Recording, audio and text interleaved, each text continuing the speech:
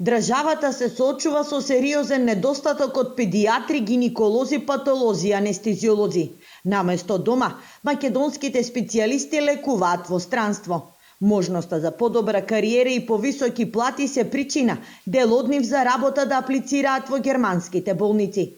Токму поради несоодветното вреднување на вложениот труд и знаење, одредени гранки во медицината повеќе не се атрактивни за младите лекари. Дел од гранките во медицината, ќе ја вклучам тука и микробиологијата, и биохемијата, и медицината на трудот, и уште голем број на дисциплини кои што се неатрактивни, од многу едноставна причина заради тоа што тоа е работа која што е многу битна за целиот здравствен систем, меѓутоа, за жал, во оваа средина тоа не е доволно ценето. Сум анестезиолог, инаку као специјалност е многу дефицитарна не само во државата, дека и широко, бидејќи се работи за една тешка и одговорна гранка, која сепак е малку не експонирана во јавноста, а одговорна за голем дел од сето она што се случува во операциона зала.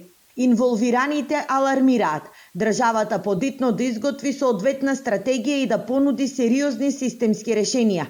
Во спротивно, недостатокот од специјалисти и одливот на белите мантили би бил уште поголем. Поедини интернистички гранки веќе нема доволно капацитет во кадар за да излезат во пресред и во барањата на она што го бараат пациентите.